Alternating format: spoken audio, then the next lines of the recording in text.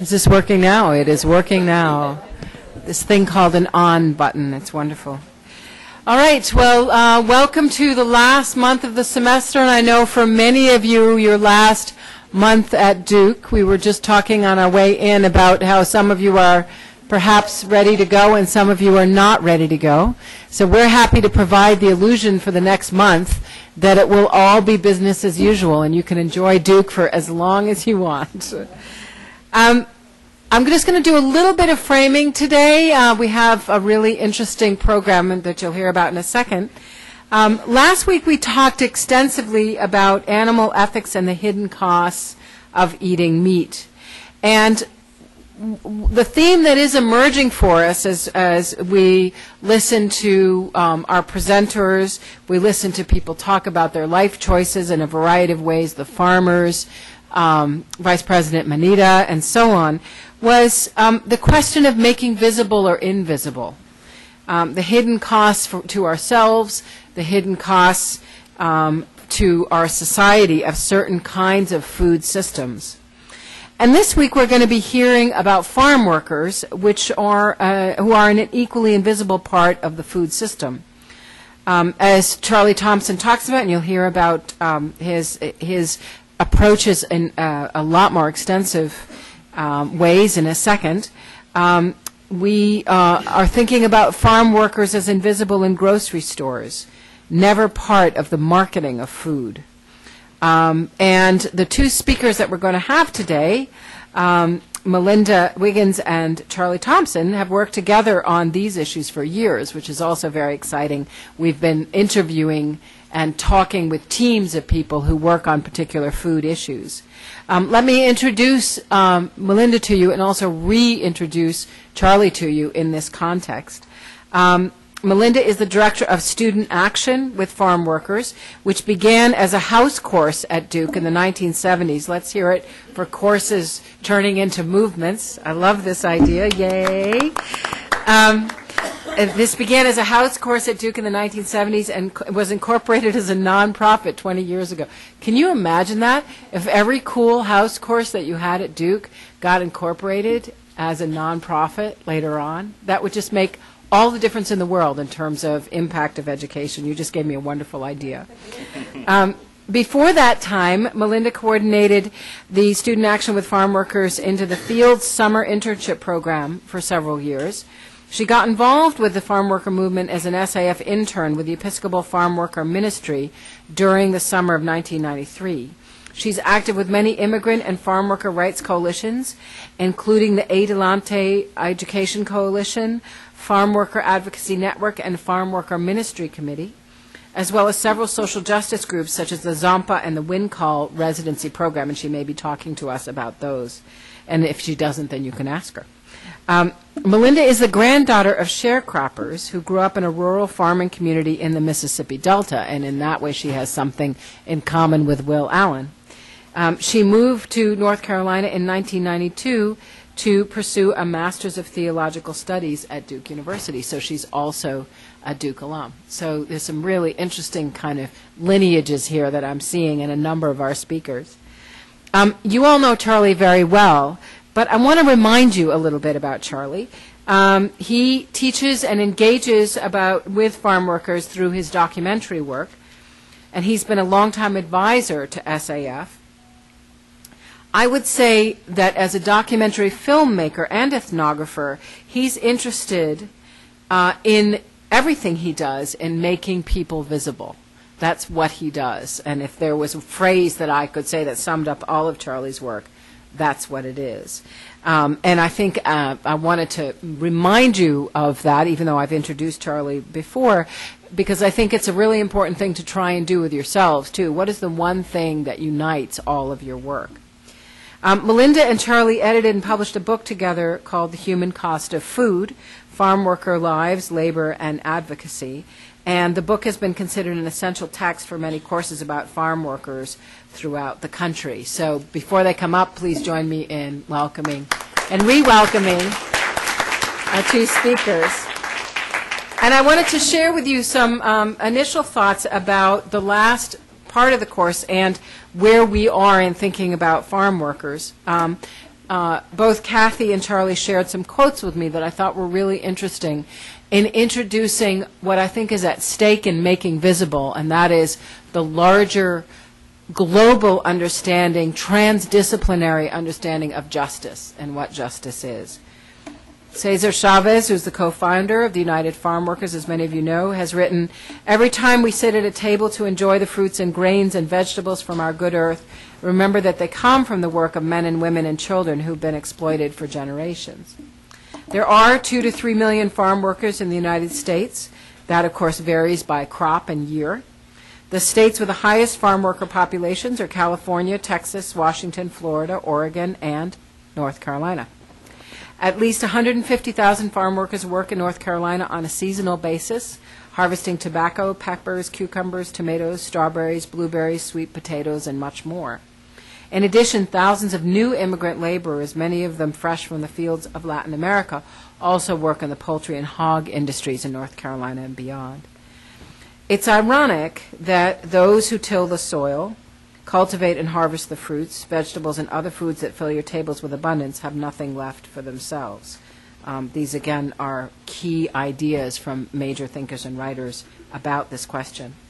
Another from Farm Worker, "We are confident we have ourselves. We know how to sacrifice. We know how to work. We know how to combat the forces that oppose us. But even more than that, we are true believers in the whole idea of justice. Justice is so much on our side. That is going to see us through." So I think it's interesting at this point to pause and think about how we might take this into our transdisciplinary conversations. Kathy, Rudy, and I have been discussing this on email. And here's my question, and both of our questions, really. Does justice differ from discipline to discipline and from school to school, or our ideas of justice as well as perhaps justice within the school? I hadn't thought of that. What formulations have you heard in class that might allow both justice or injustice to continue? While the vast majority of farm workers pick or toil in industrial settings, it's also worth noting that a significant number of vendors at the Durham Farmers Market employ non-union, often undocumented workers at below minimum wages. And Kathy remarks that several local farmers also take in older foster children, who in turn work on the farms. If going local doesn't solve the problem of labor exploitation, what can? And as you know, we've asked each of the TAs to spend time thinking in your small groups, and we'll do this at dinner and beyond, about the larger question of how different fields complement each other in the university, and we're pushing you to actively engage on this question for the rest of the class. So I'll end with the following set of questions to deepen that conversation.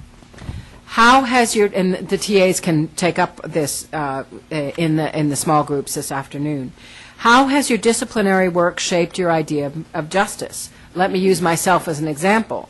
For me, the study of religion is key and is often left out of a lot of conversations in the academy. So I'm always arguing for looking at religious motivations for justice being counted along with secular motivations. And I'm also interested in making sure that movements that involve justice that are based in religious ideals are part of what we study in the academy. So too, religious motivations for injustice and oppression should be studied and thought about. And so that would be the way that my field has shaped my idea of justice. One of the great sayings in the Jewish text of the Talmud is, "Scholars create peace in the world." And I've always loved that, and that informs everything that I do and how I do it. So I got my sense of what we should be doing as scholars from a religious text. But I want us to think together about what a transdisciplinary conversation about justice looks like, and how each of you have been shaped by your own disciplines, your majors, your professional formation, about in thinking about justice. And I'd like you to do some of that thinking as you're listening to Charlie and Melinda today, and do more of that thinking in your small groups. And meanwhile, let's turn it over to our speaker. Thank you. How are y'all doing? Good. So in full disclosure, it's a great question of thinking about your concept of justice, and I want to add one layer, perhaps. Full disclosure, so I am very biased. You're going to hear a very biased presentation today in terms of I've spent the last almost 20 years talking with farm workers, advocating for farm workers, and trying to make change at a both local level but also state and national level for farm workers. And so I'm going to come and share just a little bit of stories from workers, because I believe that workers' voices aren't often seen in the media, read in your textbooks, and they're really left out of the conversations that we have about, I think, all the topics that y'all have been talking about: agribusiness, labor now, food, justice, globalization, trade. Have you talked about workers yet? So what I want is for us to figure out how to integrate the issues of workers, of labor, into all those conversations instead of separating them. So I study theology. I come from that perspective. So I come from a very ethics-based, theological perspective about what I think is just and needed and right. I studied political science and history at Millsaps College in Mississippi. So I also think we have a lot to learn in terms of looking historically at what we've done in terms of our agricultural system and our food system. Can we learn anything from that? Unfortunately, I think we're repeating a lot of things that aren't good, that are not just, instead of learning from that in a new way. So those are my disciplines that sort of inform my understanding of this work. And I would add one other thing, and that's social location, which we talk about. Are there Divinity School students in the room? Woo! So when I was in Divinity School a long time ago, when there wasn't this whole building, we talked a lot about social location. And it was really important for me to think about that, because I was trying to figure out, what in the world does it matter that I grew up in a very rural, isolated community in the Mississippi Delta for this work? How does that inform my work? And, I grew up in a very segregated and racist community. And a lot of folks, when they then hear what I believe, they're like, what? How did you come from there? What did you, how was that possible? And part of my thought is, it's exactly why I think the way I think. It's because I was raised to be racist. I was raised to think that was the best thing for our communities. And I was also raised in a community that, I grew up on a farm, not food, but cotton. But it was the same farm that my grandparents farmed, and that is a former plantation. So I grew up in this huge, used to be thousands of acre plantation that was divided among 50 sharecropper families. My family was one of those families that was able to buy land. So how does my social location, how does being taught all of those things that I was taught inform also my sense of justice? And for me, it really, I think these are different. For me, it really helped me to have a strong sense of fairness. So for me, fairness is really up there, central part of justice, because I saw a lot of things that I didn't think were fair. And so that's informed my work with SAP. But I'll get to the issue at hand, just a little bit more about how I come to this work. So I did get involved with Student Action with Farmworkers when I was a Divinity School student. I did an internship down in eastern North Carolina, Newton Grove. Is anybody from Newton Grove, Dunn, Benson, been there? Oh, we got to get y'all out, out of Durham. I spent a summer in a really large agricultural community there, working with farm workers to help them fill out applications for immigration, and also work on some housing issues. And even though I'd grown up in the Mississippi Delta in an agricultural community, I did not know that there were the numbers of farm workers that there are that harvest crops, because in the Mississippi Delta, everything's machine harvested. And so the thought that there are over 150,000 farm workers in the state, 3 to 5 million in the country, was something I should have known. The Mississippi school system should have taught me, and it did not. So to try to get us to think about labor a little more, I'm going to share one documentary clip and tell you two stories. So the first is one of the things that Student Action with Farmworkers does is we educate young people about the agricultural industry and the role that workers play in agribusiness. And we give students the opportunity to get involved with the farm worker movement. So a couple of summers ago, I went out with our theater group. We use popular theater as a way to educate workers about health and safety issues, how to protect themselves in the field. I went out with our theater group about an hour and a half east of here in Wilson, near Wilson. And we were trying to find the camp. We were trying to find the labor camp, which is the place where migrant workers live. We couldn't find it. We'd driven by this dirt road a million times until we realized that was the turn. So we finally turned on the dirt road, and we were passing, as we were going down this dirt road, a lot of no trespassing signs. So you just keep driving. You see the no trespassing sign, you keep driving. And then we saw a couple of big school buses, which were what was used to transport workers to the field. Keep driving, another no trespassing sign until you find a labor camp. And so then we came upon 4 barracks at this particular camp. 2 of them were used to house workers, and one was kitchen facilities and one was bathroom. About 50 workers lived at this camp, which is kind of, there's no normal, but there's camps in North Carolina as small as 2 workers, as large as 2,000. So there's not a lot at the 2,000 on that scale. But this was 50 workers in a camp that wasn't quite big enough for 50 workers. The rooms were pretty crowded, 3 people to a room. There was no ventilation. Have y'all seen cinder block rooms? There weren't windows, there weren't vents. The door was the only ventilation. There wasn't any storage. The workers had all their stuff sort of piled at the end of their bed. There was nowhere to put any belongings. There was sewage standing near the bathrooms. And so in many ways, the camp was typical. Because most farm worker housings in barracks or old farmhouses or trailers tend to be overcrowded. There tend to be a lot of things broken, not enough of things. And, you know, all the research that's been done shows that there continues to be rampant violations when it comes to migrant housing. In this case, the camp was typical. It was a little atypical in the sense of who the workers were. And unfortunately, I'm seeing this more and more, but there were a lot of young workers who spoke indigenous languages. So the majority of farm workers are Mexican, Mexican-American, monolingual Spanish speakers. Majority are migrant, move from one area to another in search of work instead of being seasonal, just living in an area, working in the fields when it's in season. Most farm workers are young, under than 35 years of age. These guys were 13, 14, 15, 16. It was mostly teens in this camp.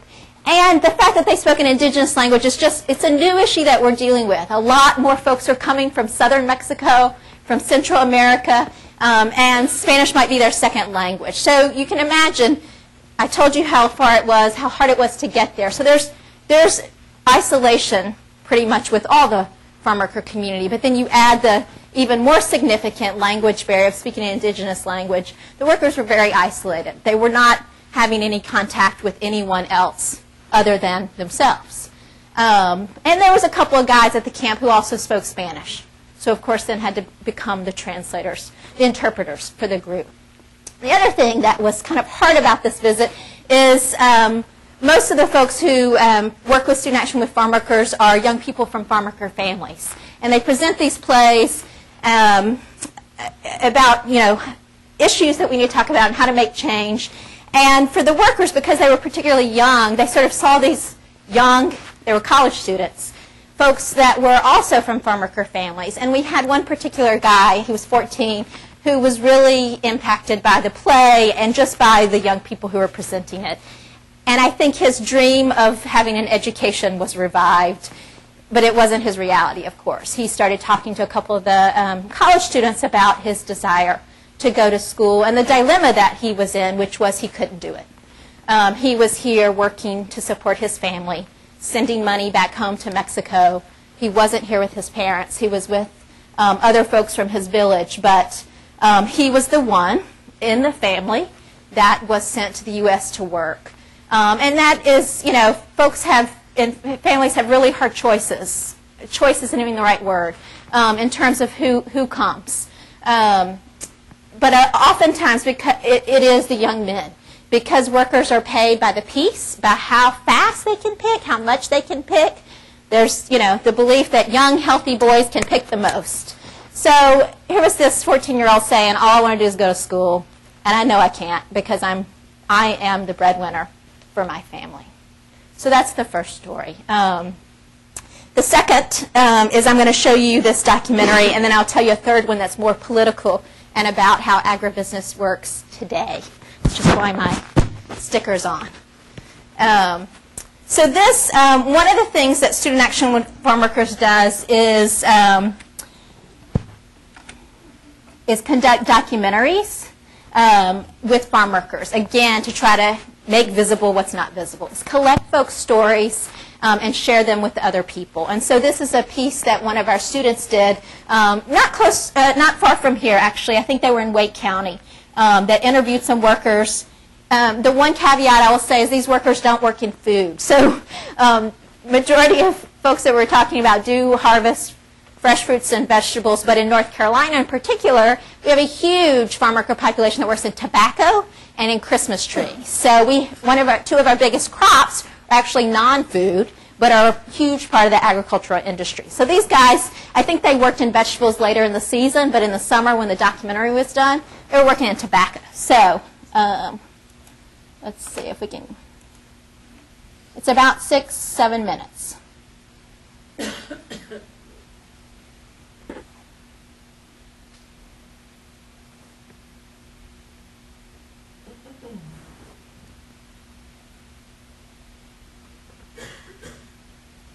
Wellington. Mi nombre es Santiago López. Nací en Noria de Ángeles el 26 de octubre de 1955. Sobre mi niñez, pues fue triste. En aquellos tiempos, los tiempos eran muy difíciles para nuestros padres porque no había mucho trabajo, se sufría mucho. Todos tenían que trabajar, las mujeres, que eran las grandes, que ellas tuvieron que ayudarle a mi papá mientras nosotros crecíamos en las labores del campo. Ya nos enseñó a trabajar, yo ya andaba con el arado a los 12 años, aunque yo no podía, cuando salía a una cabecera de la parcela yo tendría que arrastrar el arado. Yo iba adelante abriendo un surco, mi padre atrás, el sembrador en medio, sembrando. Mis padres esperaban de mí pues un hombre trabajador, responsable. Yo he sido muy responsable en mis trabajos, en todos los trabajos que he andado.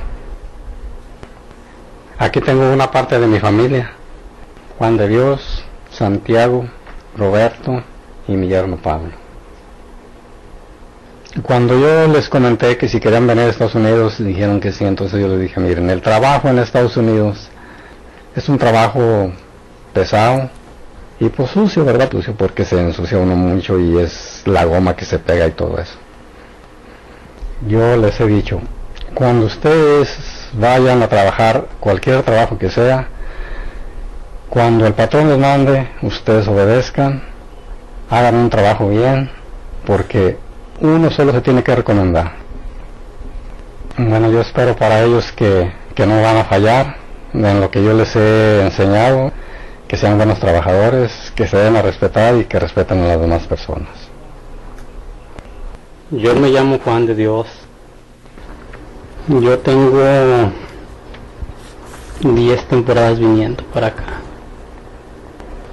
Bueno, mi primera impresión de cuando llegué aquí, yo pensaba que iba a llegar como en un pueblo, pero la impresión que me doy cuenta que cuando llegamos, pues estamos un poquito aislados del pueblo, un poquito retirados.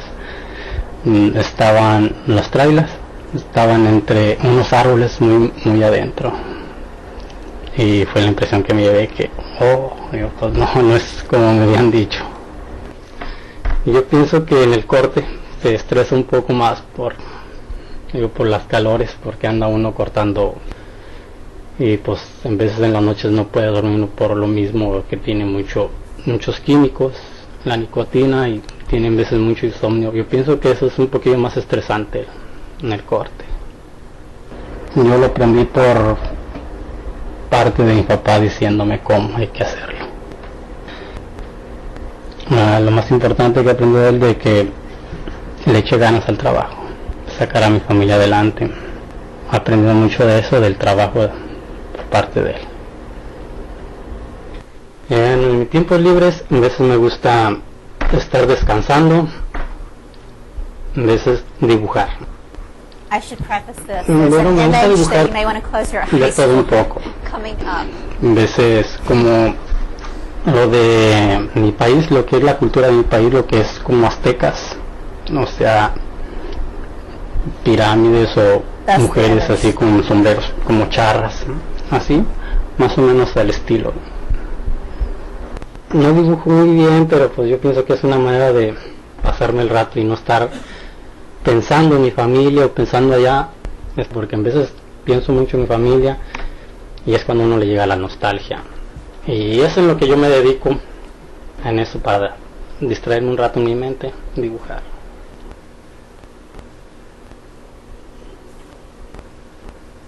Mi esposa se llama Fabiola. Digo, ella nomás se dedica al hogar y a cuidar a mis hijos. Tengo dos niñas. Una se llama Jennifer, la otra se llama Dulce Naomi. Jennifer tiene 8 años, Dulce Naomi va para 9 meses. Ahorita que hablo con ellas, pues la más grande siempre sí me dice que me extraña, que ya quiere que me vaya. Cuando me vine, fui, la llevé a la escuela, me despedí de ella. Se quiso llorar, pero le dije, mija, va a pasar pronto el tiempo, después nos vamos a mirar. Pues me siento un poco triste, pero pues, a la vez yo pienso que pues es el futuro para mis hijos, para mi familia. Pues vale la pena. Mis esperanzas es de que tengan una carrera y no sufran como uno aquí en el campo. Yo pienso que eso es mi esperanza para ellos, que se superen un poquito más que yo. Bueno, la vida de mis hijos ha sido diferente a la mía. En mi niñez sufrí mucho. Pienso que mis hijos no han sufrido porque yo les he dado lo más que he podido. Y he tratado de que no sufran como yo sufrí. El peor día en mi trabajo, en mi vida, fue el primer día que yo llegué aquí a Estados Unidos, que me dan el cuarto surco que hay que pescar con la zurda y que yo no sabía. Entonces yo le dije al mayordomo, oye, pues dile al que lleva el segundo surco que me lo dé, porque pues yo no puedo con la zurda, ellos ya saben cortar y yo no sé.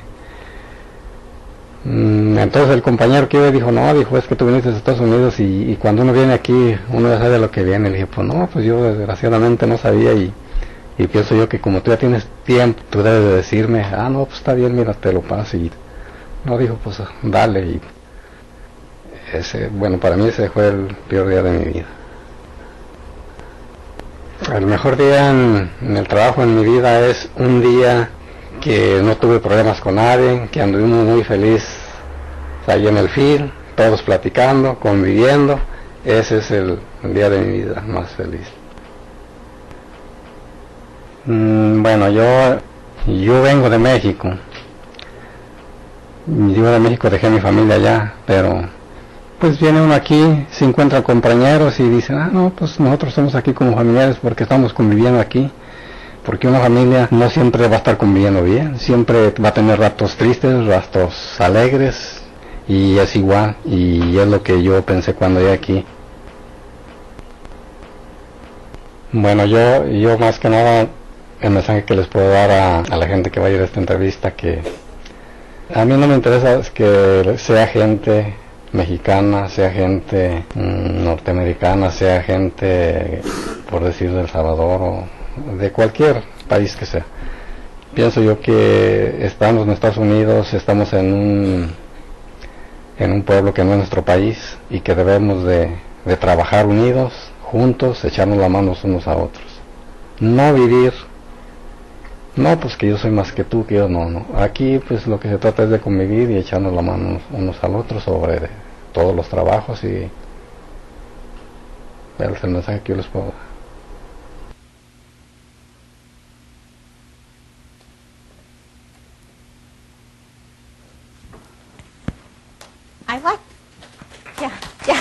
It's a good documentary.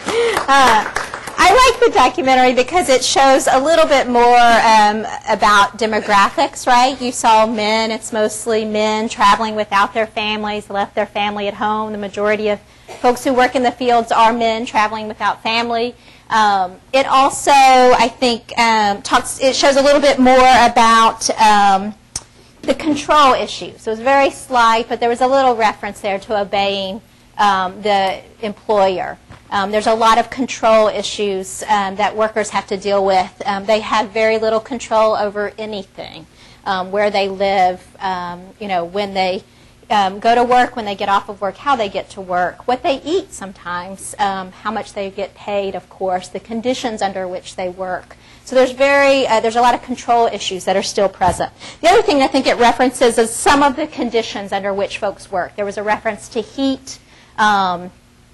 There have been, in North Carolina, we've had more folks die from heat stress in the last 7-8 years than in any other state from working the fields. You saw the folks when they were eating, there was no shade, there was nowhere to eat. They were eating between the tobacco plants. That was where they were eating their meal. There was a reference to pesticides. Farm workers are exposed to chemicals whether or not they spray them or not. If you work in corporate agriculture, it's very likely that you've been exposed to pesticides. So knowing how to protect yourselves is important. And then they reference nicotine. Did y'all hear that piece? So if you work in tobacco, you actually, it's like smoking, a couple of packs of cigarettes a day because the nicotine goes directly into your body. The way you harvest tobacco is they put it under their arms where the sweat glands are. That's how they carry it. It doesn't have to happen that way. It's just the way they do it in North Carolina. And so a lot of folks have what's called green tobacco sickness. There's no cure. Some people get it, some people don't. There's a lot of myths about what, if you smoke, you might get it less, but that hasn't been proven true. But people get sick. They get nauseous. They throw up. People take Dramamine to prevent it or to deal with the symptoms. So there's a lot of conditions. The things they didn't talk about are, just musculoskeletal issues, cuts, bruises, back pain, scratches. Have y'all ever picked cucumbers? You know how scratchy those things are? What if you worked in it every day for 6 weeks of harvest? So a lot of the plants actually will irritate the skin. Snake bites. In North Carolina, there's all kinds of insect snake bites. These are all just very common issues that farm workers have to deal with. Then there are more serious and debilitating potential issues. I know y'all talked some about meat processing as well in this class. Is that right? Meat processing?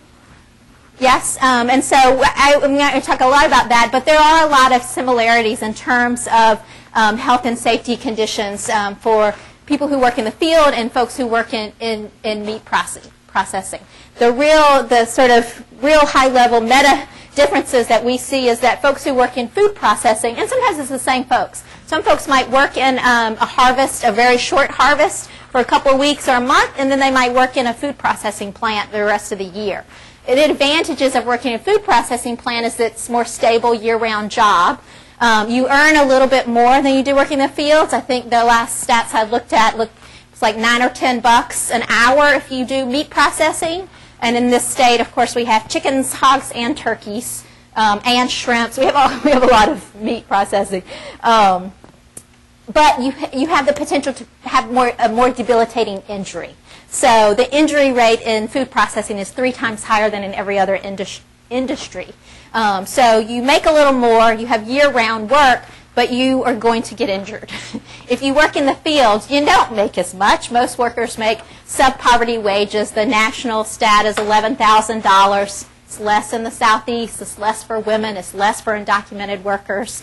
The health and safety concerns aren't as bad as working in meat processing, but you don't have year-round work, right? Because we don't have crops all year. So you move in search of work. If it rains outside, you don't get paid. You don't have any benefits. You don't have days off. So take your pick. If you're an immigrant worker coming to North Carolina, those are folks' choices. The other piece about I don't want to move without talking about sort of a non-labor issue, but the piece shows, I don't know if you saw all the pieces that the worker was using to draw on.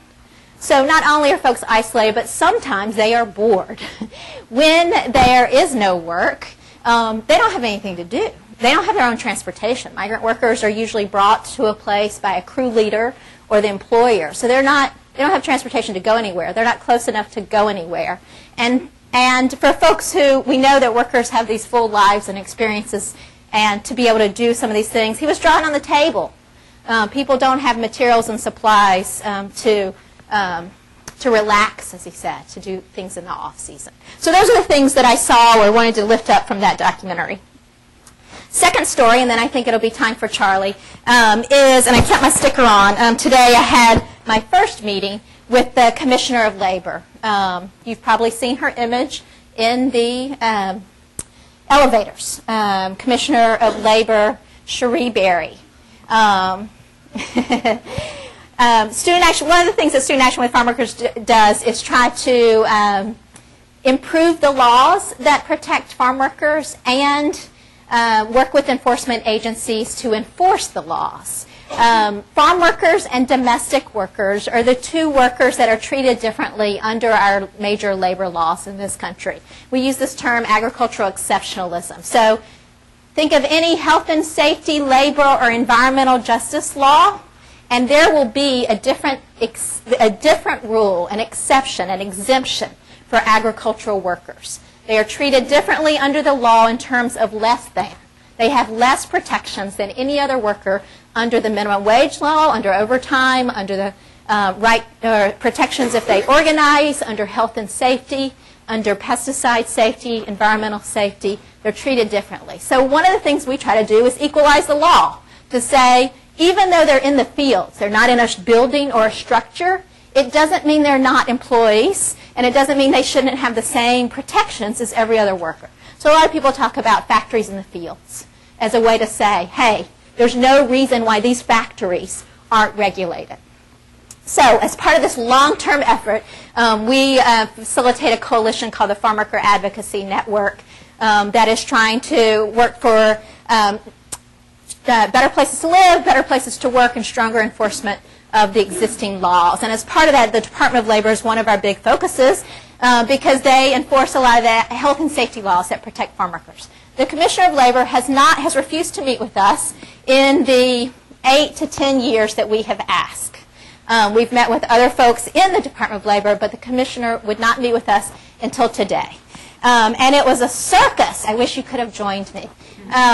So if you want to have an understanding of how agribusiness works, this is how it works. So the Department of Labor, what is that supposed to protect? Department of Labor. You would think that the Department of Labor would have labor as its primary interest. It is tasked with enforcing health and safety laws for workers. It's tasked with making sure that workplaces are safe for workers. That is not what the State Department of Labor is doing, and the Secretary of Labor told us that that was not her constituency today. So we met with her primarily to talk about two things, child labor and migrant housing. Child labor because there are, as I mentioned, referenced, the laws protecting children in the fields are less than in other industries. So it's legal for children at a younger age to work in the fields, 12 and 10 with permission of their parents. And it's legal for them to work in hazardous, around machines, around tractors, at a younger age than in other industries. So how old is it to work in McDonald's? And you can pick the tomatoes that are in served in McDonald's at 10. So one of the most dangerous occupations, it's usually second behind mining, allows children at a younger age to work in it. So we worked last year to get a bill introduced in the state legislature that would equalize the child labor law. The Farm Bureau and the Commissioner of Labor stalled that bill. So we wanted to revisit that issue with the Commissioner and say, what do you have against getting rid of children working in the fields? And she said, well, of course we all are wanting to protect children, but, I think I wrote some of this down. Commissioner Berry will not, this is her senior director, she called me. Commissioner Berry will not be a spokesperson on 12 to 13-year-olds in the field without knowing the impact of that on the farming community. So, what did I say? Who's the farming community? What is your definition of farming community? This is her response. The farming community is the Department of Agriculture, the Farm Bureau, the Agribusiness Council, and commodity groups. Does that make sense? Do you know who those folks are? One's another regulatory body, Department of Agriculture. The other three represent growers. They represent the group that she is regulating. So she is saying, my constituents, the farm community, is the group that I'm regulating, that I issue violations toward. She also said, so we were asking about that, about supporting the child labor bill if it gets reintroduced, and she said she would only support, well, first she said that we needed to get immigration laws fixed first, that she didn't want to do a piecemeal approach and come out in support of this bill until immigration was fixed. But she also, again, reiterated this idea that she would not support anything unless the regulated community agrees to it. So do you hear what that says? So the community that's going to get the violations has to agree to stronger violations, stronger regulations, stronger fines before she will agree to it. Oh my God, I can't tell you how upset I was. It was an hour and a half of this kind of conversation. We moved to migrant housing, which her agency is in charge of enforcing. There's over 4,000 labor camps in the state where farm workers live. The state is supposed to inspect those migrant housing camps and make sure they're up to some of the basic standards under the law. But instead we find conditions like this, where there's bathrooms without privacy, which actually isn't a regulation, unfortunately. We're trying to get that passed. But we find that the majority of farm worker housing has violations. There was a researcher from Wake Forest that went with us today and shared some recent findings of nearly 200 camps where they found the majority of the camps had between 4 and 16 different violations in the camp. Everything from hazardous wiring to no beds to insufficient bathrooms because there's requirements about how many things per person, which are all of the standards are below the jail standards in the state.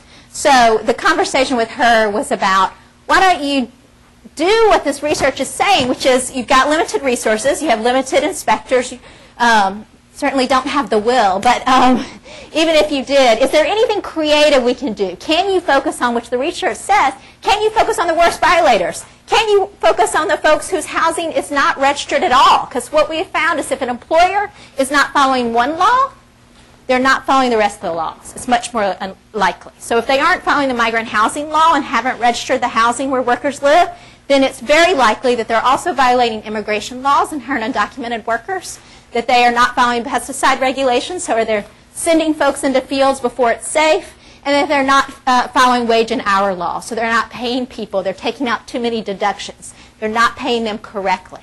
So we want to address them all, but if we can get folks to be aware of one law, it's more likely they'll follow other laws. But it's just to show when people are like, why hasn't it changed? What do you mean farm workers don't get overtime? What do you mean they aren't covered by the federal minimum wage law? Because agribusiness has power in Raleigh and D.C. They lobby consistently, and in this case, they don't have to lobby. The Department of Labor says they are our constituency. We're going to do what they say. So that's my second story in terms of how agribusiness works and why it hasn't changed historically for farm workers. Some of those major labor laws that I referenced were passed in the 1930s. They have not changed in all this time. Why? Same reasons. The same relationship between agribusiness and employers and government enforcement agencies and elected officials. So I think I'll try to close on some comments, and then Charlie? Yeah? Is that where we are with time? Yeah, we have until 6 in all. Yeah. Oh, I thought we had till 5:30. That includes 15 minutes of questions, so we have 30 more minutes. So however much of 30 you want. Great. The rest I get. Okay. Okay. So then I will add some things. So the story in terms of the first story of visiting the labor camp should give you a good sense of where folks are living and what the general state of the isolation is. And in terms of the conditions here. To sort of keep going on this power differential, I'll go over just some of the other regulations that they're exempt from. So y'all have been looking at some around pesticide Chemicals, did you all have someone from Nicholas School of Environment talking about environmental issues? So OSHA is celebrating 40 years, a little bit over, the Occupational Safety and Health Administration. When it was founded in 1970, it did not include farm workers at all. So we had a federal health and safety regulation, and we excluded completely the population that's in one of the most dangerous occupations. It took 17 years and a lawsuit to get OSHA to, for the first time, include farm workers. The only regulations, health and safety regulations right now, that cover farm workers are around pesticides, saying that if you work in the fields, you have to be trained on health and safety, and that you have to post re-entry intervals. So after a field has been sprayed, before it's safe for workers to go in, they have to be told when it's safe to go in, and they have to be provided protective equipment. The second health and safety standard is around field sanitations, which says that folks should be given water when they're working in the fields, water to drink, water to wash their hands, and bathrooms. So when you're talking about food safety, I don't know if you may want to close your ears, but the last time that looked at this stat was that only 4% of farms in North Carolina were in compliance of that. And most of them had water, drinking water, but they did not have water for washing hands or for bathrooms. So folks who are picking our fruits and vegetables are using the bathroom, picking fruits and vegetables that come to our tables. So it's a public health issue in terms of basic health and safety requirements that workers should have access to. So one of the other major laws that treats workers differently, and that's a real reason why workers haven't progressed in this country, is the National Labor Relations Act. Have folks heard of this? The preeminent, the preeminent law that protects workers when they organize. So this was passed in 1935 when a lot of actually meat processing workers were organizing. Food processing used to be a decent job, right? It was one that was covered. There was a lot of union contracts until it moved to a lot of those jobs moved to the South. But this law protects workers if they organize. So if they are a group of workers that want to organize into a union, want to associate and talk to their employer about changes, they are protected. So if the employer fires them for organizing, they have a redress. They can get their jobs back. Farm workers are not covered by that law. So it doesn't mean workers can't organize. They can organize, but they can get fired. So are they going to organize? Right? No. The other piece I think that's connected to that is immigration. Because the majority of farm workers are undocumented, the immigration laws are a huge issue in this whole discussion. And there's a lot of folks that are advocating for immigration reform. We don't know what percentage are undocumented. We think the majority. The last national stats said about 50% were undocumented, but most folks who work with farm workers say it's much higher than that. So what we have is a workforce that doesn't have protections to begin with, and then is primarily disenfranchised from changing those laws because they can't vote, and who live in sort of this climate of fear. When we were leaving the Department of Labor today, one of the person in charge of OSHA said, "We just don't understand. Why don't workers just complain? Why don't we get more complaints from workers?" Does that seem valid? He's like, "We just don't get it. Why don't I was like, "What? What do you mean you don't get why workers? They have to send you a letter saying, here's the problem and complaint, and in English, and mail it to your office. And there's a huge climate of fear. Workers will say, I don't think they said in this documentary, I'm not going to cause trouble. I don't want to cause trouble. I am here to work. I'm here to take care of my family. I know I'm being exploited. I know this is not what it's like, what I'm supposed to have. They actually, most folks that I talk to believe that they have more rights than they have because they have this concept of human rights. And they don't have a lot of human rights that are protected by the law, but they have this international, this sort of more global understanding of human rights. It's very hard when you have to tell someone, actually, you don't have that right in North Carolina. They're like, what? So this concept of human rights that they do not have because of their documentation status. So most workers live in a climate of fear, and they don't want to make a complaint. And so even if they know that they're being discriminated against, that they're being exploited, they're not going to be able to take action. Or I should say they're not going to be able to take action in the way we want them to take action. We always want them to do more. Folks resist, though. They resist in very subtle ways. But it's often not marching in Raleigh. It's often not contacting their legislature. It's not often filing a formal complaint. It's much more subtle ways. They might slow down picking that. They might take them a long time to pick that row. Or they might say things under their breath in Spanish about the employer. So they have these ways of resisting. But because of immigration, it really has created this climate where workers are afraid to change the system, afraid to complain. So I will now just wrap up with a few things. So one of the things that Student Action with Farmworkers does, I referenced we do documentaries just to try to raise awareness and share people's stories directly. We also work on advocacy, trying to change some of these laws. We support workers who are organizing, and in North Carolina we actually do have a union and do have a large number of workers that are under a contract who have organized despite the fact that they aren't protected and won a contract with the Mount Olive Pickle Company. So we have a large cucumber population that has a union contract. But the other thing we do is to provide opportunities for young people to get involved. So we have a number of programs that you're all eligible for, unless you're graduating. There's a lot of seniors in here, right?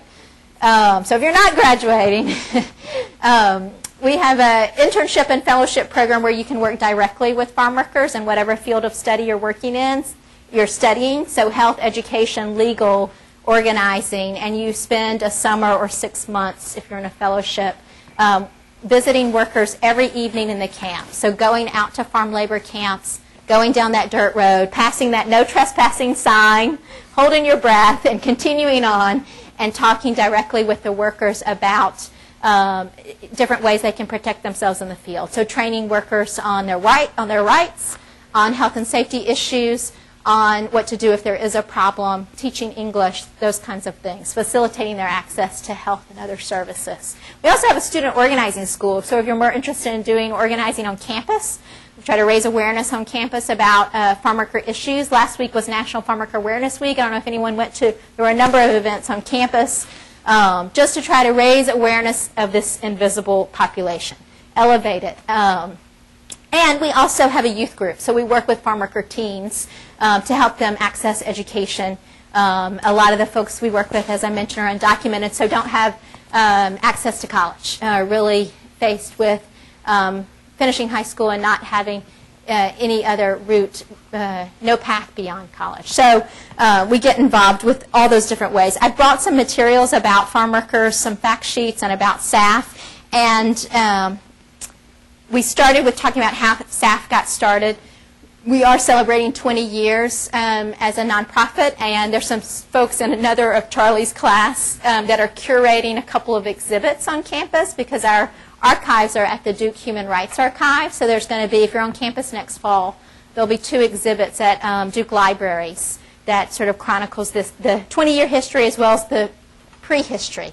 And I've been talking to some of those folks who were students in the 70s and 80s at Duke recently about how that summer impacted what they're doing. I've been talking to folks who were migrant attorneys in Florida, professors in Cornell, and just who are continuing to use that experience. So I'm really glad there's a class here talking about food, particularly glad that there's a whole day focused on labor, and I would just encourage you to think about how labor can be integrated in these conversations. Anytime we talk about food, anytime we talk about agriculture, we have to talk about labor. When you talk about agribusiness, they are the key, yet often overlooked piece of the equation. When we talk about the money, they're certainly at the bottom of the chain. But the stat that we look at is, about 75% of every dollar that we spend on food goes to agribusiness. It goes to packaging, transporting, marketing back to us, how we should buy, what we should buy. About 22 cents goes to farmers, growers, and about 6 cents go to workers. And so we need to think about if when we spend money on food, we only want 1/4 of it to go to workers and farmers? Do we really want to spend 75% of our money on marketing, telling us how we spend this money and transporting food from California to North Carolina? So I'll end with that. Thank you.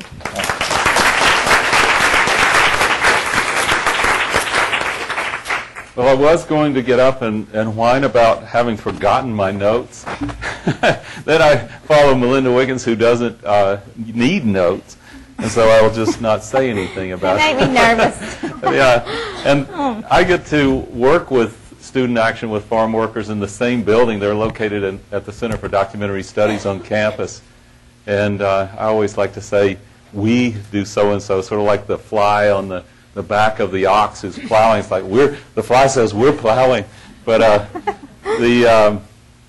and that's how I feel. But I'm continually inspired by the work and by Melinda's leadership. They are celebrating their 20th anniversary, and Melinda her 15th, I think, right? Yeah. So she's been there for a while, leading this organization. Half of the summer interns, I don't know if you mentioned, but this is what I'm always most impressed by. Half of the interns are children of farm workers. And so some of the dreams of those people, like Juan de Dios, did you get that name? John of God. God. I mean, that's the translation of his name. And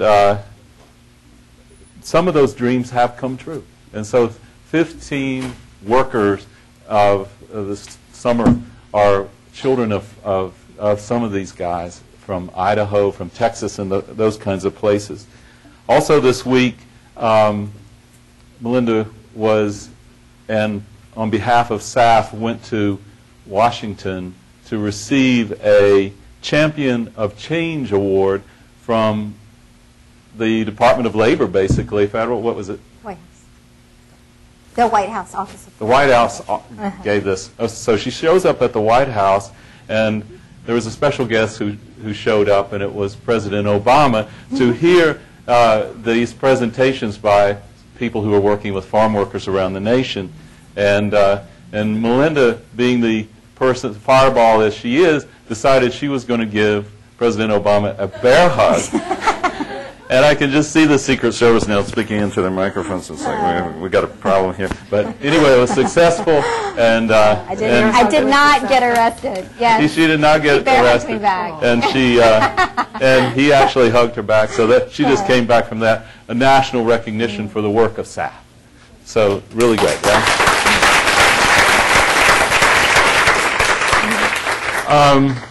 We've been talking about many different facets of the food system throughout this semester, and I was talking with a friend of mine, a student in this class, actually just yesterday, and we were talking about these, what I, in the beginning of the semester, thought of. It reminded me of the poem by Wallace Stevens, 13 Ways of Looking at a Blackbird. It's like all these different ways, 13 different ways of looking at food, and the conversation yielded this thought that by having lots of different facets of something, it could lead to people feeling overwhelmed and maybe not taking action in some area, or it could lead to the possibility of thinking collaboratively and imagining the great gift of knowing that there are people in a variety of different careers who are working in society to make it run. Even those places where people are in disagreement continues to fuel energy and our commitment to the work that we've taken on. I've taken on teaching as a career. I work closely with Melinda. I'm glad I work with this nonprofit in the community. But anyway, it just raised this sense that we should take a step. Anyway, you know, whichever career you perceive yourself to be in at this point, you just start. You take one step, and then that begins to lead toward a career. It might be 15 years, it might be 30 years in the same direction. But that's what I was thinking about as I thought of my own story, and inspired in part by this book written by Paulo Freire and Miles Horton, a conversation between two great leaders in community change. It's called "We Make the Road by Walking." I love that image. In other words, there is no road before any of us until we start on it. And then once we start on it, we can look back and understand backwards, as Kierkegaard said, live forward, understand backwards. That choice that we make is kind of what I wanted to talk about. Food issues are not new. Food First, the great book, inspiring book on the food system, came out when I was in college, and before that I had been reading Mother Earth News and some of these kinds of publications. I knew I wanted to go into alternative agriculture in some form or fashion back in the 70s. And then I went into college, and I expanded the college expanded my world with study of sociology and social issues. And so I began to be concerned about the have-nots in society, as well as my own sense of changing agriculture and exploring organic and sustainability and some of those kinds of things. And so I was getting kind of information in both directions. I then went on to go, and this is what I share with Kathy Rudy, I went on to Koinonia Community, an intentional community of people living close to the land in South Georgia, and they were also working on racial issues and so forth, deeply affected by that.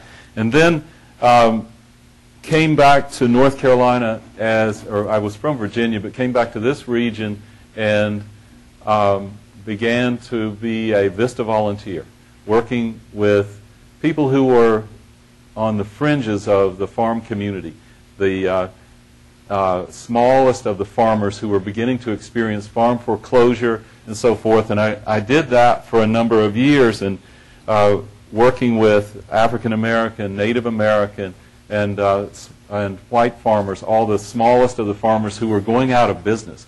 By the 1980s, we were experiencing farm crisis all over the country. And so I then, continuing to want to go into alternative agriculture, finally said, I think that I'll try it. I'll go into having an alternative farm. And this was just south of Chapel Hill, about 20 miles, in a small town called Pittsboro. Some of you have been there. And I began working on this farm. And actually, because of the educated market, and this may be a topic of conversation for some of your small groups, it's like, where can this produce be successful? Where can this kind of model be successful? I began to be aware that I was very privileged, that whatever I grew and called organic, and it was organic, and whatever I took to the market would be gobbled up, literally, by the market there. Educated clientele in this now nationally known market called Carborough Market. I was the president of that market. We started several others. And so picture that. Picture also me being the main harvester for all of that produce. My wife was a partner with me on the farm, but she had an off-farm job. She does agricultural policy. So here I was looking for help. And I found 3 teenagers to help me for a while. And I still remember their names, but they were great young people. I was trying to pay well above minimum wage, and competing with jobs at McDonald's and so forth. But I wanted to teach them about agriculture as well. So the 3 of them worked with me, and actually one of their grandmothers was also on the crew. She just decided. She had done this as a child. She wanted to get in there and do it, and it was kind of a lesson for all of us. She became the maven of this farm in a way. She was bossing around everybody, including me, before it was over. And then they graduated, and then they weren't there anymore, and there weren't any more young people. There was an aging out of the entire community around me. And meanwhile, my farm was growing, and I could sell more and more, and I had small fruits, blackberries and blueberries, and I decided I would go into town, and I knew by that time our poultry plant nearby, Melinda has talked about, our poultry plant nearby was hiring lots of newcomers from Latin America. And I knew that there were newcomers who were seeking work, and so I went to talk to the foreman, because that's all I knew to do, at one of the shifts. A very approachable guy said he would spread the word around. That afternoon that I first told the poultry plant that I needed work, 5 or 6 guys drove up in an old car. They still had on their white lab coats and their black rubber boots and their hair nets that they have to wear for processing poultry, and they step out of the car, and we were trying to communicate. And I let them know that on Tuesday afternoons and on Friday afternoons I need people there with me to harvest. And I worked along with them. And at that moment, I decided that I was going to begin speaking Spanish. Librado was one of the names. Faustino, Eusebio, these old-fashioned Mexican Spanish names that I knew they were from the campo, from the rural part of Mexico. And then slowly but surely, as we began to communicate, as we picked blueberries together and so forth, I realized that they too were farmers, that they had left farms, much like these gentlemen in this project done by a student we should have, we saw, left agriculture to come here to work in agriculture. And I began to feel even more of this sense of privilege, and more questions began to arise. And especially this one young man named Librado began to change my world. He was younger than me. He had a son, and his wife was with him, and they all began to come to the farm. And gradually, I realized he was trying to soak in as much knowledge about alternative agriculture as he could so that he could go back to Mexico and try this idea. And I didn't know if it would work for him in the location where he was, but I knew that I wanted to help him. And so we became friends, and then overwhelmed with questions, overcome by the stories of people, I realized that I had more to do in my life. Remember, we make the road by walking.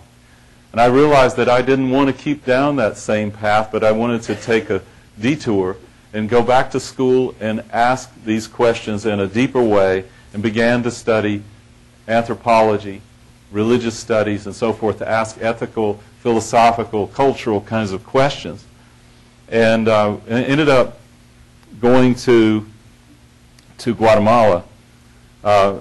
But before I get to Guatemala, I just wanted to share with you a couple of things that I also realized about the layers that were underneath me. I began to think about this farm that I called Whippoorwill Farm.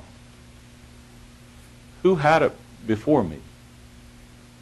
I learned from some African American neighbors that there used to be a family on that same farm. It was a little larger then. Their names were Peoples. It's kind of like this perfect allegorical name, just like Juan de Dios. But the Peoples had owned that land and had lost it due to foreclosure because they had taken a loan out on 2 mules. They lost their entire farm, and then I realized, okay, this is the farm I have. Okay. And then I began to dig down even deeper, and I had to search through my whole apartment today to find these. But I dug deeper down, and and found these projectile points, as anthropologists call them, these arrowheads, and I thought even more deeply about who had this land before me. And thus, those were some of the kinds of questions I was taking with me when I went to Guatemala. Guatemala, in part because a refugee who had come to Pittsburgh had invited me to go live in his town. That's another story. But I had a direct connection when I arrived. I arrived in a community of people who raise coffee, agricultural community of people. I worked with them. I helped them carry coffee. And I wrote about their lives both in diaspora and at home. both as refugees who had had to leave because of violence in their country and as people struggling to make it on their own farms. I talked to people whose family lived in the U.S. at that point. I began to understand, even no matter how hard they were working, the prices of coffee that were determined by somebody else, the same kinds of stories that I was learning about on farm foreclosures in the U.S., made me realize this system is global, that these small growers, no matter how many children they had working with them harvesting coffee, were still not able to buy the clothes for school and so forth. And so then I began to be the only representative of the United States for these people. And they come to me and they say, Carlos, that's what I would call to them. I want to know if there's work where you live.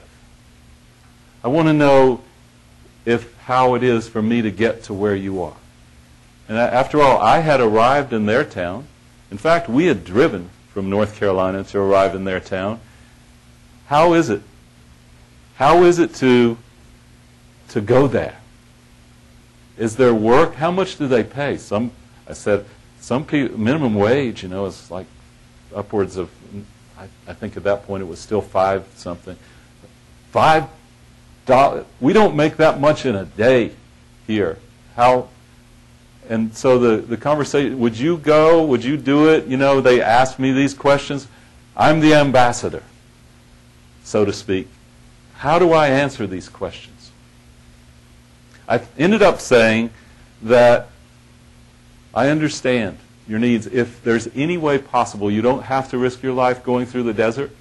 Any way possible that you don't have to go through Mexico. Remember, they have to travel all the way through Mexico to get to the U.S. border, and then they have to go through desert. Mm-hmm. We're talking about people on foot, without documents, very much at risk. Indigenous peoples, first of all. And I say, if there's any possible way for you not to go, please don't go, because your family needs you, and we know that some people have died. But I said to them, after knowing that and after being there, I said, I think if I were you, I would probably do it. That hurt so much, to be ambivalent that way, to know about the closeness and how important family is, but at the same time to leave and make that sacrifice. And so I said that to some of the people, and some of them indeed. I went on to make a film about the 1,500 to 2,000 people from their town who live in Florida. It's called Brother Towns. And luckily the people in Jupiter, Florida have kind of adopted the people of Jacotenango, Guatemala, and made it into a sister city agreement. But there's still a lot of animosity. There's still a lot of disagreement about these new immigrants coming into the community, as you know, from all around the nation.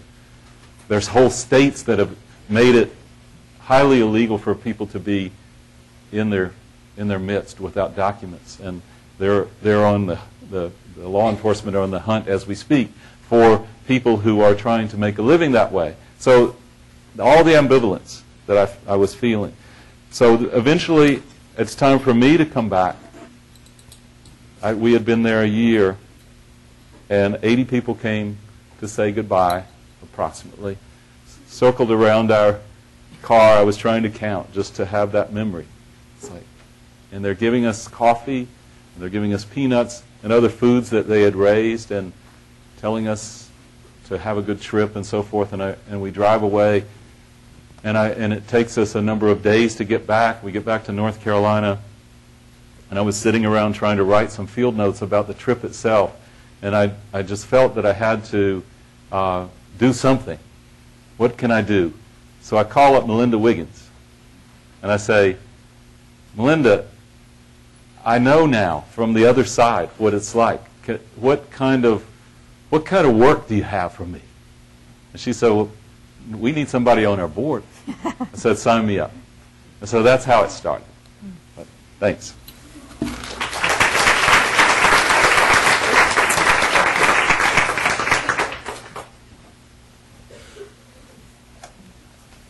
Don't you think Charlie needs his notes?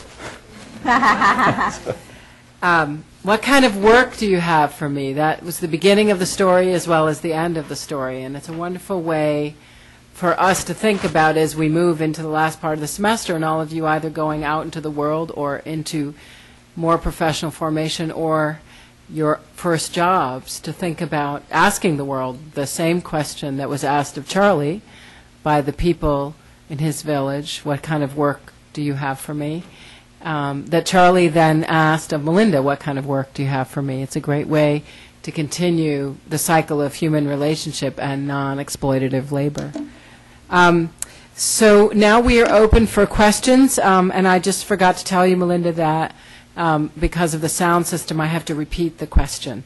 And the students who will be asking introduce themselves and their major or their professional school, so you know where they're coming from, because we've got the whole university in this room. Wonderful.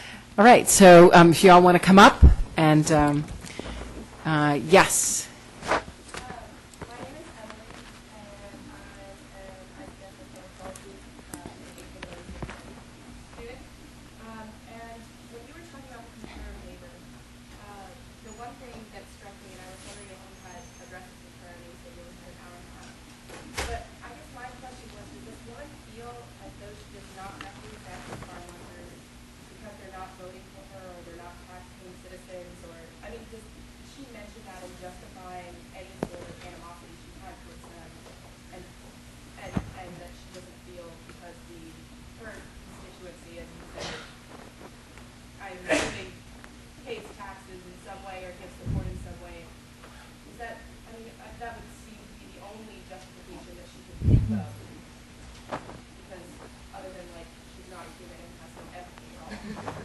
Okay, so Emily's questions are always a fun challenge to repeat. That's okay.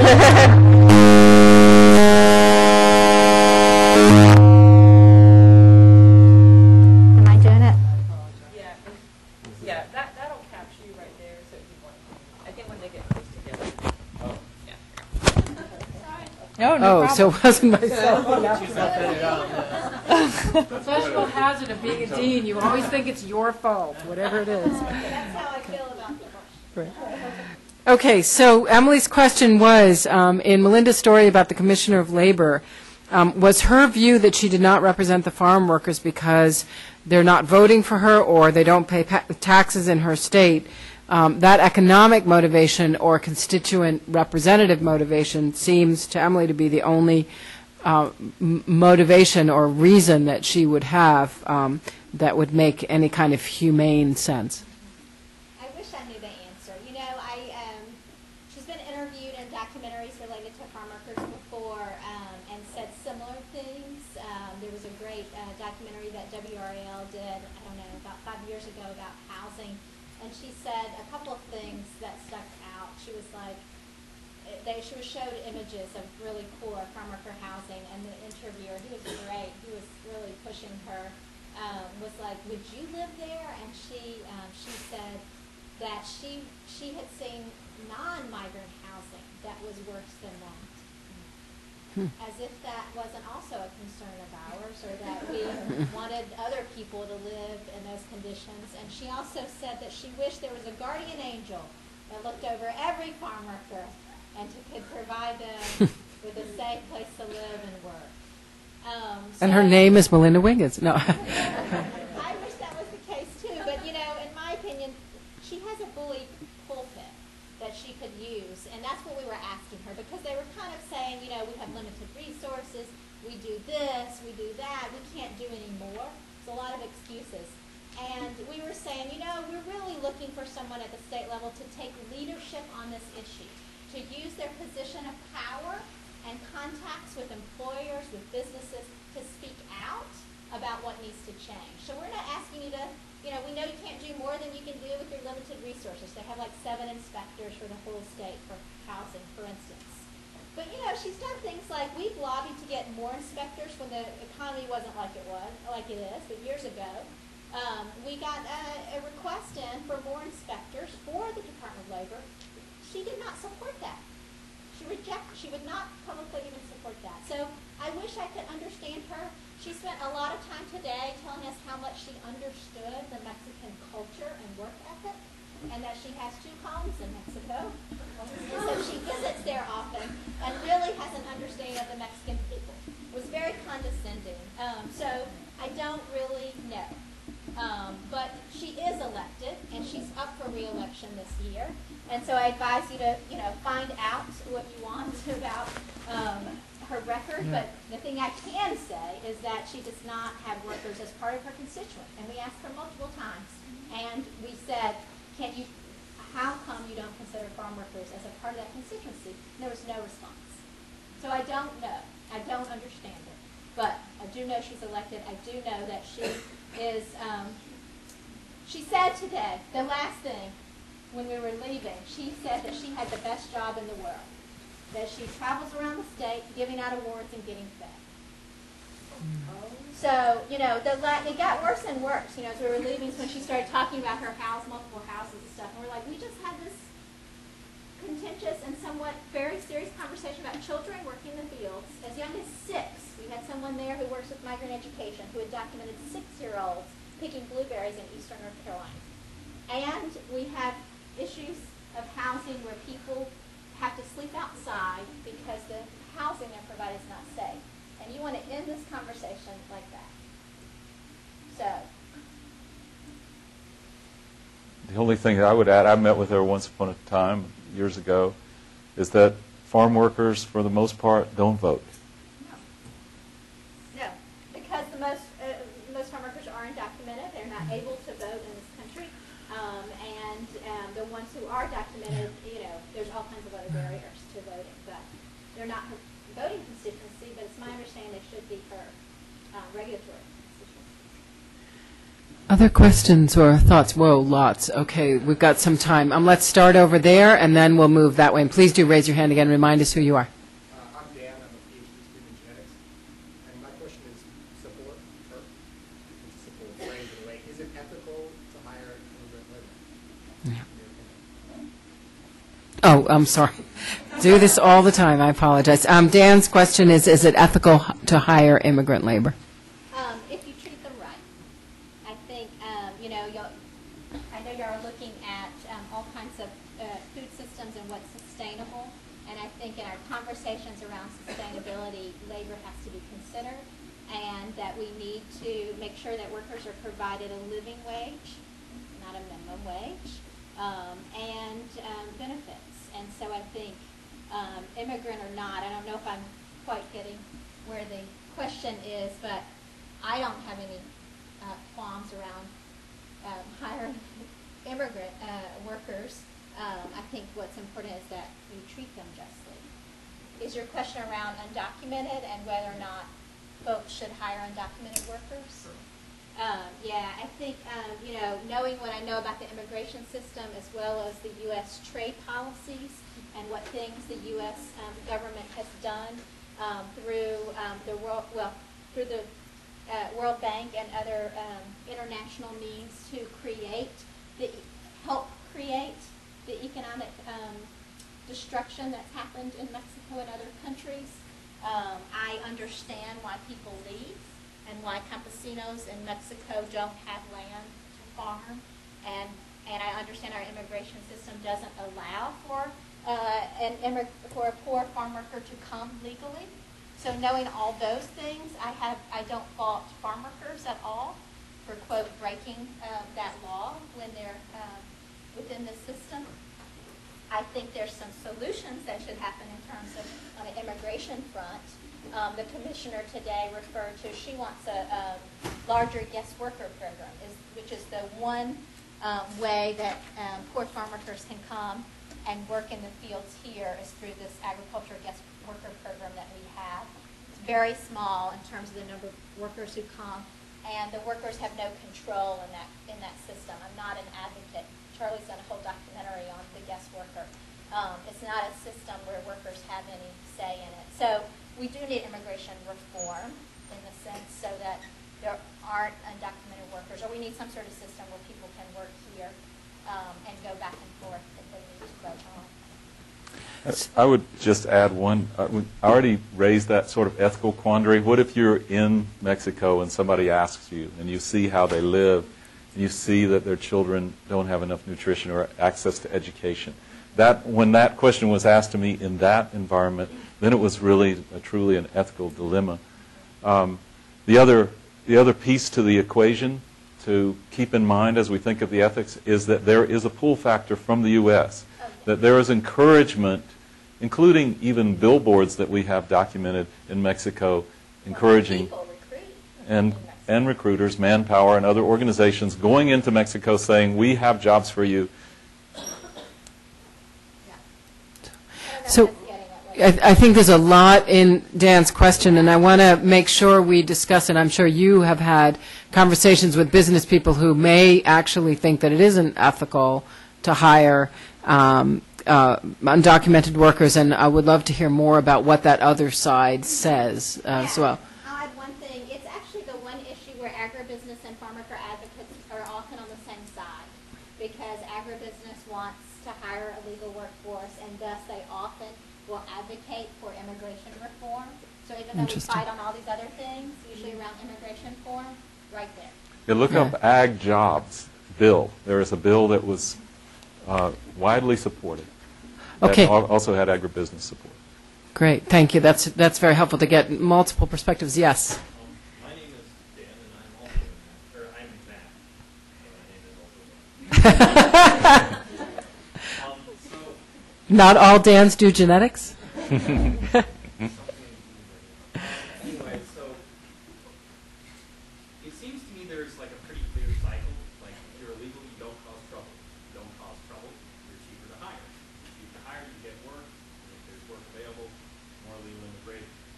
So the cycle is always going to be there, and it's really difficult to upregulate because otherwise we won't have food. And so if you increase regulation, you'll lose food. So it seems like to me the only way to deal with it is to deal directly with the immigration. But here's my problem. I'm sorry. I have my problem. Go. I'm listening. Okay. So my problem is how do you define justice, and how can you exert justice when there's already injustice there? Like if they're already breaking the law to be there, how can you fight for their rights if the rights you're fighting for don't yet exist, whether or not they should?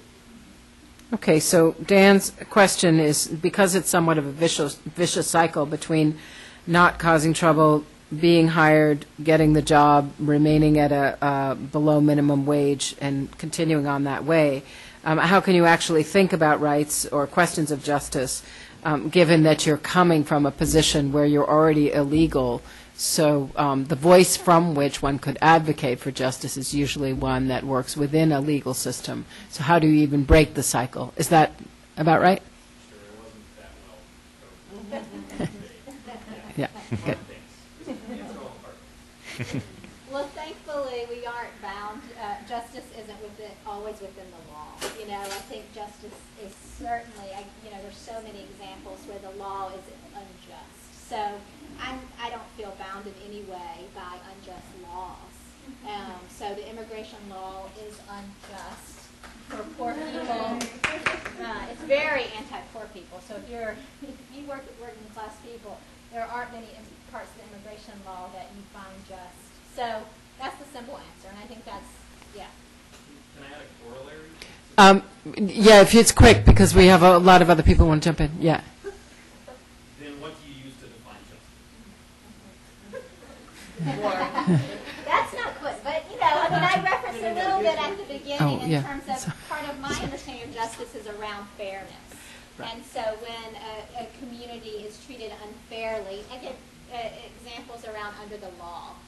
The reason that I didn't tell you really this, but the reason that farm workers are treated differently under the law, those two major labor laws that were passed in the 30s, is because the folks who were doing farm work and domestic work in the 30s were African American. So they are racist from the beginning, and they still are. We still have a majority people of color working the fields, a majority white people as farm owners, and an agribusiness supporting those laws. So for me, that one's an easy. It's unfairness based on someone's race. So fairness for me is a big part of justice, but maybe coffee later to talk about what's justice. It's a really important question, and it's related to what I hope we're going to be talking about in small groups as well. Other hands, there are many. Let's go back there in the red scarf, and then we'll go to purple shirt. Sorry that I don't know your names. Oh, I'm Catherine. I guess I was sort of curious. You mentioned some of the different health issues that the farm workers have, whether that be like scratches or more serious ones. And in research, I guess I'm curious to know like what's been found about, if they have serious medical conditions, what happens? Are they sent to the hospital and deported, or do they just die in forests, or I guess sort of what happens in those situations? So Catherine's question is that Melinda mentioned health issues, some of small seriousness, some of more seriousness, and in the case of very serious medical conditions, what has been both the practice and the conditions under which they are dealing with this serious illness? There is a network of healthcare providers across the state and nationally. There's a migrant health program that's federally funded that provides support for clinics to provide services directly to farm workers. And our students who work in health are placed in those clinics, and they outreach to workers, so when there is an issue, they help facilitate their access to a clinic or emergency care or whatever is needed. So there's some of that network. It is way understaffed.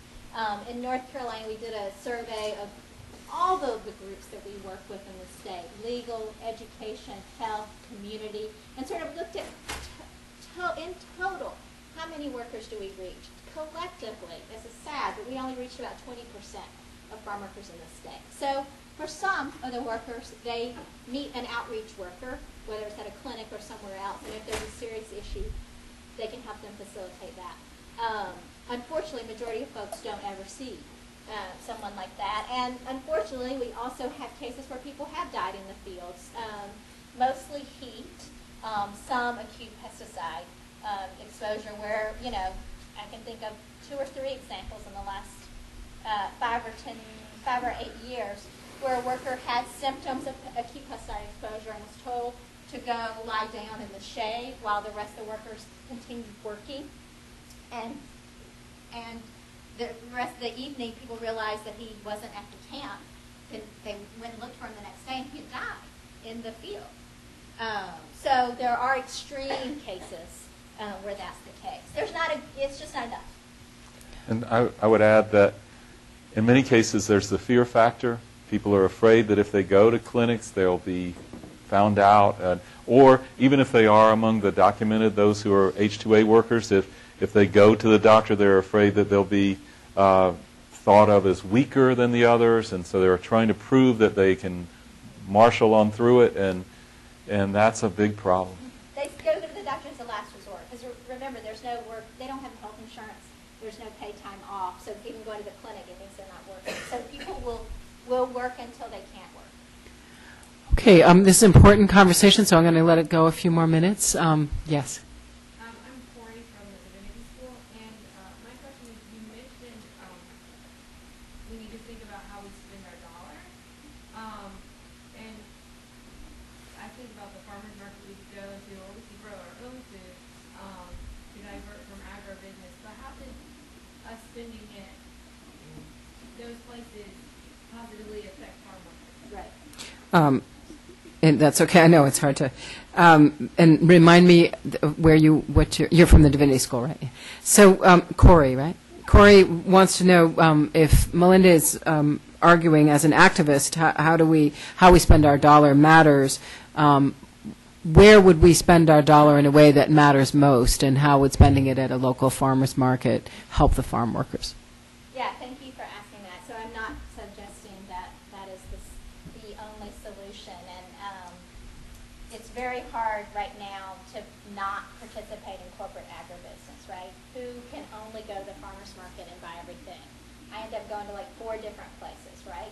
The regular grocery store, Whole Foods, a farmer, it's like to try to piece it all together. So no, that is not going to impact. I think that what we have to do is do both. Buy local, buy sustainable, but there was a reference. You've got to ask growers, even at the farmers market, about the labor conditions. Because unfortunately there are too many examples, I think, of apprentices on small organic farms that are not being paid a living wage, which means that the folks who are learning farming are privileged folks who can work without making a living wage. So that system, I don't think, is sustainable either. So just talk to your local organic growers about that also. And we need to have a system that pays their apprentices and employees well too. So there's not really good options. You're right. You can't go to the grocery store and say, I want this tomato that was picked on an Agmar farm. There's a corporate agribusiness, but I want 75% of my money to go to the worker, right? It's not that easy. So the only thing that we can do is try to change the system of agribusiness, which is why I'm advocating for you to talk to your legislator, talk to the friends in your church, in your community, tell people about it, educate people, take action, that kind of thing. There was one other thing I was going to say, and I lost it. So, Melinda, if you don't mind, I want to jump in before we go up to dinner, which is, so you mentioned corporate agribusiness several times, and one of the things that we've been thinking about a lot in this class, and we had Duke Alum, who's probably one of the major negotiators of large corporate agribusiness contracts here at Duke, probably facilitating many scholarships in this room. So it's a tough system that we're all living with, or interdependent system that we're all living with. I'm wondering if there are different kinds of practices with agribusiness that you think you could work with, just to think about, I know you're an activist, and I know your job is not to think about all sides, except in some ways it kind of sort of is, but one of the very dramatic moments of the class came when even the person that was thinking about and gave a response on the problems with agribusiness said, can we move in any other direction in order to feed the world without thinking about genetically modified foods? And she said, probably not, but as you said, but we have to do it differently. So talk to us as a thinker about these questions with a deep commitment that you shared with us today about where there is a possibility, if any, in corporate agribusiness, what reforms could work so that we can move forward in a kind of, clumsy solution kind of way. Yeah. Well, one thing is we haven't always been this way, right? I mean, the history of our country, it was certainly, we didn't call it agribusiness, but a system that's much more similar to what we have today. We moved away from it a little bit. There was a time where we did have smaller farms, more local farms, so we can look to history again to see some of those methods. And are we going back to that? No. I mean, I want to think we're going to get rid of agribusiness. It's not going to, I'm a little too realistic for that. So we're going to live with some sort of agribusiness system. So how can we make it more just, more fair? There are people thinking about this, especially farmer advocates. And a couple of examples that I know of are, there's some folks that are working on, actually RAFI, Rural Advancement Fund International, based in Pittsburgh area, is working with CATA, a farmworker organization, to develop a food justice label. So there are some conversations happening around labeling in terms of environmental and labor and social. So what kind of label can we put on food? Are there growers agribusiness? And we'll work with that. Oxfam is also working on a similar project, working with a little bit bigger groups. I think this Ag Justice Project is working still with small examples, small farmers.